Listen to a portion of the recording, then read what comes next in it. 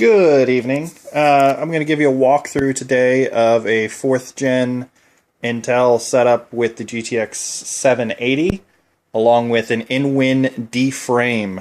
It's an open air case, and there's been a bunch of questions circling around Newegg and a bunch of forums about the case as far as dimensions and what fits and and how exactly all this stuff goes together. So I'm going to go ahead and walk you through it real quick. First thing I'm going to do is go ahead and walk around to the other side here. So you'll notice, oh, I forgot one of the thumb screws on the side here. So you notice it stands off about a good 3 inches off of the frame here. Good 2.5, 3 inches. The backing plate and everything, you've got more than enough room on the back side to run everything you could possibly want. For the most part, it's pretty messy right now, so I've just kind of bundled it together. You'll also notice up here on the far right here, I've just wall mounted that 802.11ac wireless adapter for the ASUS motherboard here. Let's go ahead and walk around to the other side. Oh, and go ahead and show you the power supply mounting bracket here. They say it's adjustable, so just so you know, that's how this whole contraption works. They just give you 2 thumb screws that go through to adjust this bracket up or down. So realistically, you can fit just about anything in here. I can't imagine what wouldn't fit. I will say, though, that the screws on the bottom, the screw holes on the bottom are a little tricky. The screws provided don't always fit in there exactly. I'm going to come back to the power supply in a second here. All right, so first off, let's discuss the heatsink. The Phantecs, I got the box right here. The Phantecs PH-TC14PE. Notice the size of the box in comparison to the box for the processor. These processors are getting kind of tiny these days. So this has the heatsink, the original heatsink in it, and had the original processor, and you can see how much it's dwarfed by the box for the cooling here. So this one does not stock fit inside the case. It'll fit on the motherboard, obviously, which despite what seems to be on the Newegg forums and a lot of other stuff, the mounting on this is, I don't know where people are having trouble with it. It seems extremely straightforward, particularly with the 1150 chipset. I mean, it really goes in pretty quick. I didn't have any trouble. There's nothing really confusing about it.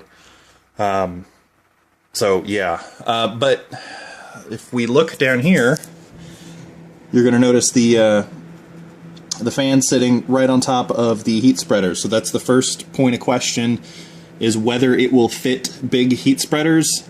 And the answer is sort of. You have plenty of room. Hold on, I'm going to spin this around. You see how much room you have in between the heatsink and the RAM spreaders? So I've got a good inch and a quarter maybe between the actual RAM and the heatsink. What you'd have to do is move this fan out, which obviously you can just move the brackets further out. So that's pretty straightforward.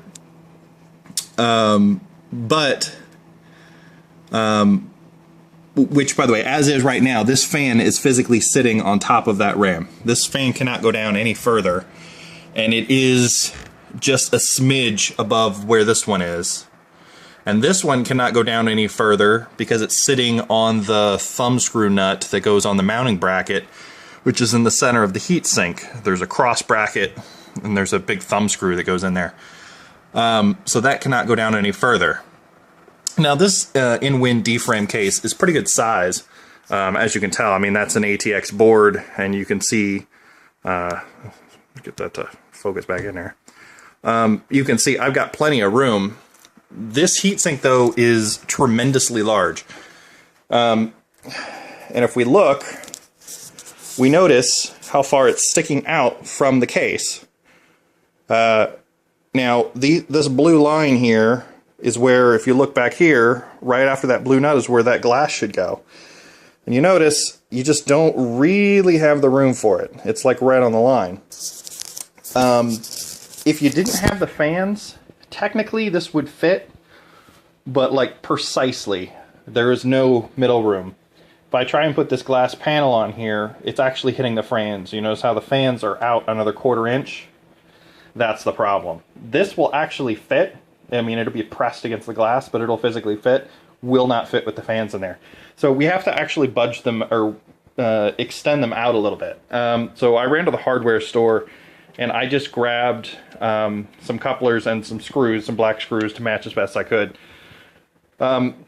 I'd have to go online to find the actual threaded extension, you know, with the, you know, the nut on one side and, you know, the actual threading to actually extend it. And it's also a weird threading. It's not metric and it's not US. The closest I got, what these are 5/16 by 18.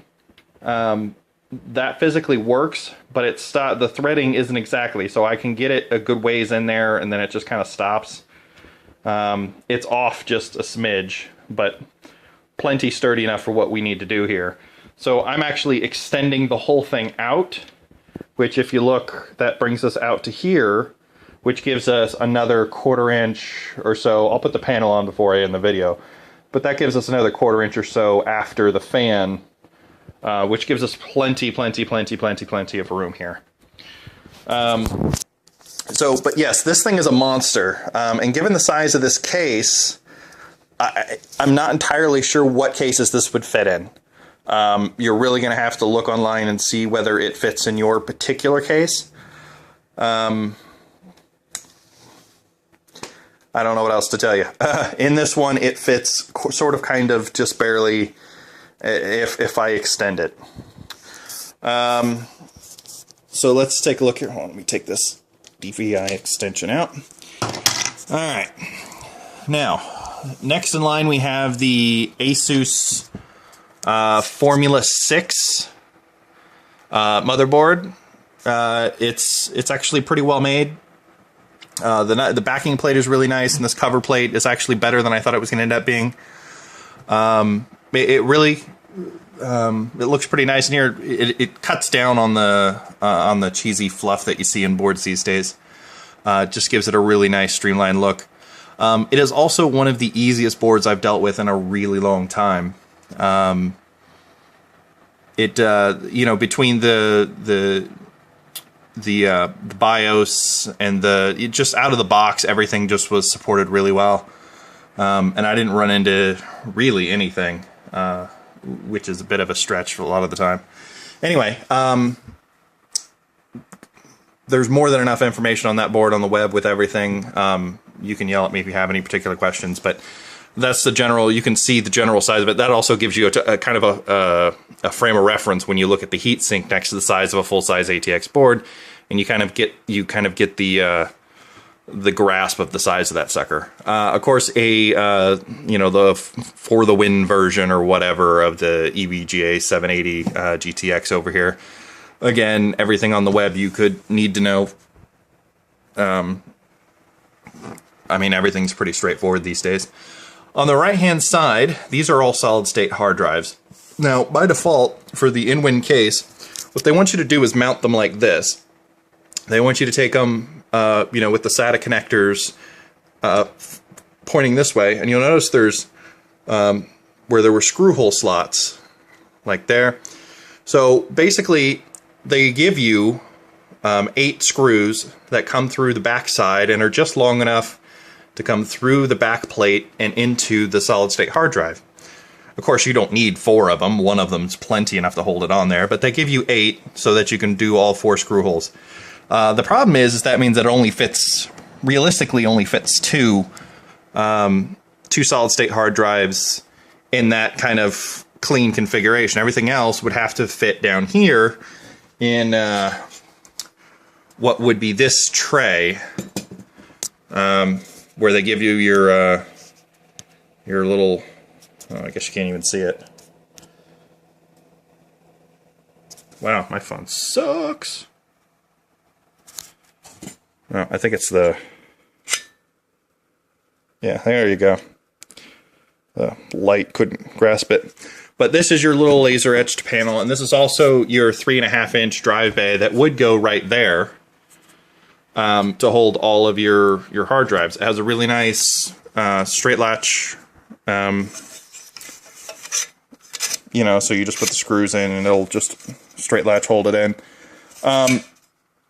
This, like everything else in the case, is machined very well. This isn't tin, which or 1 mil steel, which is the common for most cases. It's a nice black powder coated metal, really nicely machined. Along with this, like this back plate, the machining on this back plate is beautiful. I didn't really think about that when I bought it, and I was immensely impressed. Along with the actual box, which by the way is massive. It's some of the best packing I've ever seen. They had cut, the styrofoam is like, was deep cut with the thing and the whatever and about. Anyway, no worries about shipping. It's quite beautiful. Anyway, what I did here was, instead of using the 2 slots here, because obviously the hard drives have the holes for the mounting caddies for laptops, I just used those screws and found the holes in the board, and just, there's literally 1 screw holding each of these in. And I just found, you know, this one's screwed in up there, and then down here, and then down there, and up there. So I just did them kind of sideways, so that I could get them all mounted in. The straight through holes start to disappear down here because it's all for the mounting brackets for the 3.5-inch bays. And then all this mounting down here is where your fan sort of caddies would normally go. I did not use them. I prefer the much cleaner look. Plus, for me, I don't know, call me crazy, but if it's an open air case, I kind of don't want to put fans on it. I know there's fans on the heatsink, but, you know, if I start slapping fans all over the thing, for me it just kind of defeats the purpose. Not to mention, a $10 house fan from Walmart would blow more air in here than, you know, all the noisy whatevers you would slap in here. Anyway, I just think it just looks a lot better if I can keep it as clean as possible. I know some of my cabling's a little bit messy. I'll get back to it as soon as I can. I literally just kind of finished this the other day. That, by the way, up there is your Wi-Fi combo for your MPCIe. Let's see. One more thing about the case. And this is a perfect example right here. You notice how that's not orange. What happens is that if you notice, this is metal on metal. And it has such tight tolerances in between these pieces of metal that, let me pull one of these blue ones back so that you can actually see it. What it is it's a metal bar that goes in here, goes about that far, and it goes over the screw, the threaded rod that goes through the whole thing. And so it's just there to add a little rigidity to it, but the problem is that you're essentially taking this nut on this side and the nut on the other side, and you're cranking them together to hold the frame together. But the tolerances are so tight that they literally painted every inch of this thing. So what happens is that this is just regular paint. It's not a real industrial finish or anything. And so it chips. And I didn't have it on all the sides, but I know on the front and back on this one I had it. I don't have it over here. And I don't think I have it on that back side. I think it was mainly this side that it's mostly noticeable. On all sides, it's going to be in the center where you're literally just crushing the paint together. And there's no way to get around that. When they actually, the instructions, when they have you assemble this frame, they literally just have you sort of push it together, and then you thread the rod through it. The tight tolerance is actually enough tension to hold it together by itself, just from the metal on metal, before you ever thread the rod or the bolts or anything. So just know that you're going to chip the paint. As nice as orange looks or whatever, I don't know, call me crazy. It would be cool to have it in, a brushed nickel or, you know, a gunmetal or something, so, or, you know, a real industrial finish, given that this is, you know, kind of a real industrial type frame. Something that I don't know. Guess I'm just kind of crazy on that one. Anyway, but just expect that to happen. You'll notice if you've looked on the reviews online, every last person has said exactly the same thing as it comes to that it's just going to happen. You need to understand it. Also, when you're putting this thing together, just be real careful about the orientation of these pieces. They are not marked. And also, I believe almost every review has put at least one piece in backwards. And I did put one in backwards. I put this piece in backwards. I believe most of them put the back plate in backwards. The D-frame, the D-frame limited edition plate that you saw on the other side should always be facing out. I managed to get that right, but I did put this one in backwards. There's no orientation or anything in the actual instructions, so it's real easy to do, and you don't notice until you get to the very end. Let's talk about the Toughpower DPS. This little guy over here real quick. The Toughpower DPS, relatively new to this month, I believe it launched. It's on sale on Newegg right now, which makes it a little more price competitive. It's priced a little high out the gate for a 750 watt, you know, 80% gold certified power supply. It's a little expensive. I believe, let's see, I'm in this one for, I believe, a $130, $140, somewhere around there. Not terrible. The one thing I will note about this power supply, it's not, you know, not that it's manufactured badly by any stretch. If you take a look at it, it's manufactured a little cheap. Not terrible, but a little cheap. But where it's most noticeable for me, and I'm gonna show you this right here, when they put the cables together, you know how, notice how gnarly that is? When they did the cables, they didn't put them in order. And I know that sounds a little weird, but when they wired them, they decided to crisscross over themselves. Even when they crisscross back, you end up with twists in the cables and crosses. So wherever this is manufactured, and I'm not entirely sure, I know it says somewhere on here. I don't see it. Taiwan or something. The manufacturing on this is a little wonky. And it makes for a really difficult time trying to route your cables nicely. Because you can't untwine this. I mean, this is just a mess. There's no way for me to undo that without pulling the pins out of the cable and redoing it. And I thought about it, and I may do it when I go ahead and sleeve it. That'd be the logical time to do it. But just so you know, the actual cables that come with it are super duper cheap. The power supply itself, I believe, is just a rebrand of the original 750s from the Toughpower series. The only thing they've added to this is the DPS module to it, which, if you notice, there's a USB port. Let me show it to you. There's a USB port. I know, I'm making you dizzy. There you go.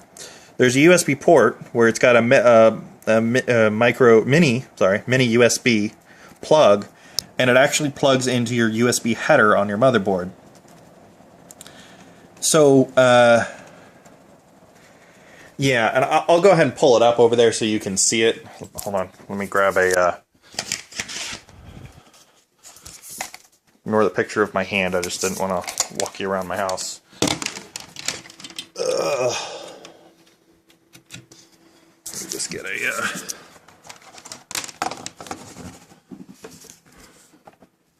a fan. Oh, this also comes with the case. This is leather. They give you a leather toolkit with the in-wind case, which comes with the screwdriver and the two wrenches needed to, you know, wrench either side of it. So that's a real nice addition, actually, quite nice. First things first, I'll go ahead and show you, just so you can see the performance of the cooler. This has been under load for the whole time. We're burn-in testing Prime 95 there, and so we've been burning it in for a while, and I'm at 53, just under normal, good old normal air. You'll also notice over there, you know, memory's running about 2400, running about 4000 on the CPU. And this is just all real out-of-the-box stuff, nothing particularly fancy. The ASUS does a really good job with, you know, the XMP profiles and the just the standard overclocking stuff before you get into the real wonky stuff, which is nice for the formula board because it doesn't necessarily have all of the really high-end stuff that that the other board has. But since I really didn't need that, it made it at a real nice price point for the ASUS board. But anyway, so about 53C, which is what I've been seeing for the last forever, between 50 and 50, 52, 53. So that's pretty good for 4th gen Haswell. Let's go ahead and show you the DPS. There we go. And there we go. So if we take a look here, we can see it just kind of gives you a front end view of exactly everything that your power supply is doing. It's kind of nice.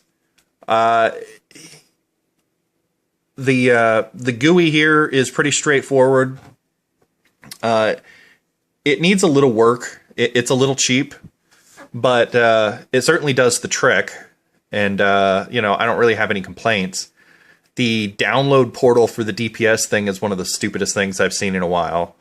Because they don't just let you download the software. They want your serial number and some other stuff, and then it gives you a locked version of it for something else and something else. Anyway, from what I hear, they may eventually do away with that. But for right now, you have to get it from their site, and they don't just give you a download link for it. It's kind of weird. It also does not function at all if it does not sense your power supply. Just plain and simple, it'll just say it can't find it, and the whole thing just closes. So I think that's about it.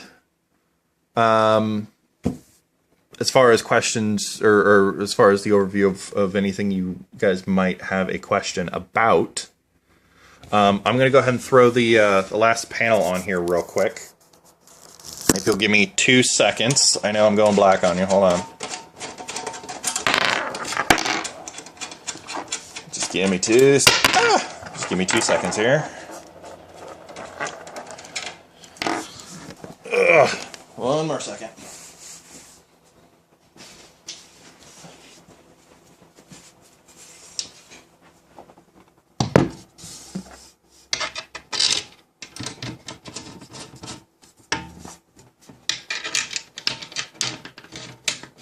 Just because I told you I'd slap it on here, so I want you to see it. So here we go.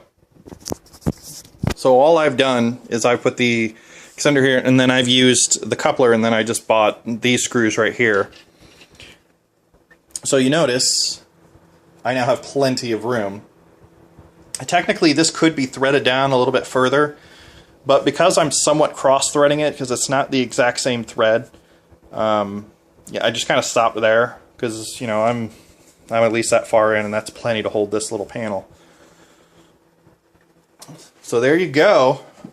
It's pretty straightforward. The EVGA GPU comes with a really nice metal sticker, or I won't call it a sticker, a metal emblem. So I went ahead and affixed it to the glass here, because it's a really nice nice little emblem there. And so there you go. That's the in-wind D-frame with the Phantecs 140 millimeter CPU cooler. What is my... Oh, finger was getting in the way. The Phantecs 140 millimeter GPU cooler, the ASUS Formula 6 motherboard, the EVGA GTX 780 for the Win Edition, which is They make a bunch of flavors of that. I believe mine's the one that's somewhere around the 980 megahertz speed. Bunch of SSDs and so on and so forth. Anyway, I know I rambled for a while. Questions, comments, concerns, yell at me. Thanks, bye.